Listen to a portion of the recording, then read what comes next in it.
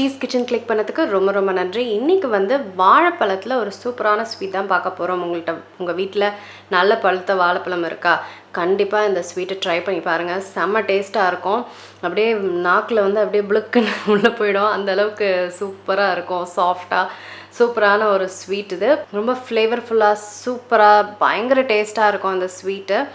ரொம்ப ஈஸியாக செய்யக்கூடிய ஸ்வீட் கூட இது.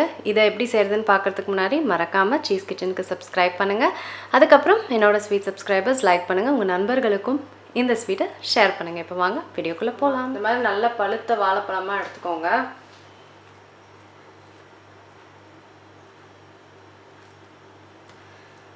மிக்சியில் போட்டுட்டு நல்ல மையாக அரைச்சிக்கணும். அரைச்ச வாழைப்பழத்தை இதில் கொட்டிக்கிறேன். இதில் 1/2 கப் மைதா சேர்த்துக்கிறேன். அதுக்கப்புறம் 1/4 கப் ரவை சேர்த்துக்கிறேன். அதுக்கப்புறம் 1/4 கப் வந்து நல்லா பொடிசாக அரைச்ச சர்க்கரை சேர்த்துக்கிறேன், பவுடர் சுகர். ஏலக்காய் பொடி சேர்த்துக்கிறேன். நல்லா ஏலக்காய் பொடி சேர்த்துக்கோங்க, நல்லா சூப்பர் வாசமாக இருக்கும். ஒரு சிட்டிகை உப்பு சேர்த்துக்கிறேன். 1/2 கப்புக்கு கொஞ்சம் அதிகமாக பால் சேர்த்துக்கணும். அப்புறம் 1/3 கப் தண்ணி. இப்போது இது எல்லாத்தையும் நல்லா கலந்துக்கணும்.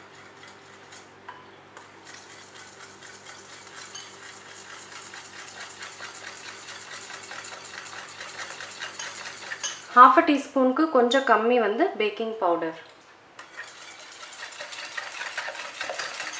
நல்லா மிக்ஸ் பண்ணிக்கோங்க, எந்த திப்பியாலாம் இருக்கக்கூடாது. இப்போ நான் இதை நல்லா மிக்ஸ் பண்ணிட்டேன். இப்போ ஒரு 1/2 மணி நேரத்துக்கு இதை அப்படியே மூடி வச்சிட போகிறேன். சர்க்கரை பாகு பண்ண போகிறேன். அதுக்கு 1/2 கப்பு சர்க்கரை, அதுக்கு 1 கப்பு தண்ணி. இது வந்து ஆப்ஷனல், சாஃப்ரன். நல்ல அழகான கலர் கொடுக்கும். இப்போது இது நல்லா கொதி வரணும். அரை கம்பி பதம் வரணும்னு அவசியம் கிடையாது. ஆனால் கையில் வந்து நம்ம இப்படி ஒட்டி பார்க்கும்போது ஸ்டிக்கியாக இருக்கணும். அந்த பதம் வந்தால் போதும். பாருங்கள், நல்ல கலர் மாதிரி நல்லா திக்காயிடுச்சு. இப்படி இதை எடுத்து இப்படி தொட்டு பார்க்கும்போது ஸ்டிக்கியாக இருக்கணும். அதுதான் ஆயிடுச்சு அப்படின்னு அர்த்தம். ஸோ அந்த மாதிரி ஸ்டிக்கியாக வரும்போது நம்ம அதை நிறுத்திடலாம். அது மட்டும் இல்லாமல் இப்படி பண்ணும்போது நல்லா கொஞ்சம் திக்காக இருக்கும்.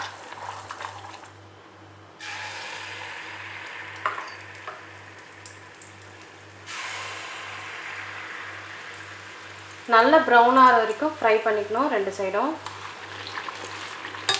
அவ்வளோ சூப்பராக உப்பி வருது பாருங்கள்.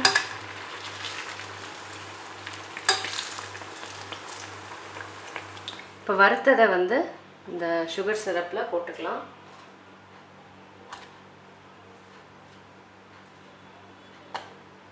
நல்லா அந்த சுகர் சிரப்பில் அமுக்கி எடுக்க வேண்டியதுதான்.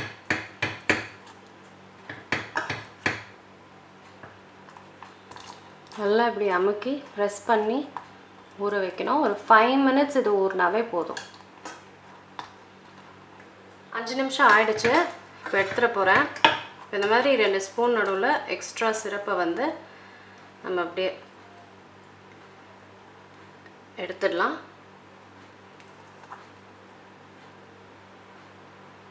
எடுத்துட்டு தட்டில் ட்ரான்ஸ்ஃபர் பண்ணிக்கலாம்.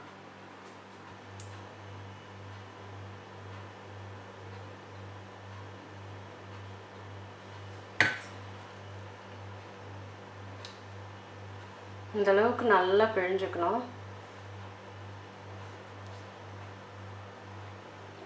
டிஷ் முடிஞ்சிருச்சு. நான் வந்து இதை ட்ரை பண்ண போகிறேன். எவ்வளோ சூப்பராக இருக்குது பாருங்கள்.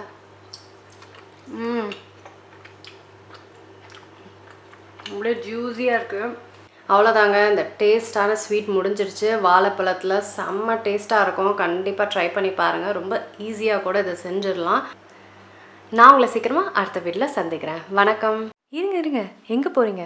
இந்த 2 வீடியோஸும் கண்டிப்பாக உங்களுக்கு பிடிக்கும். கிளிக் பண்ணி பாருங்கள்.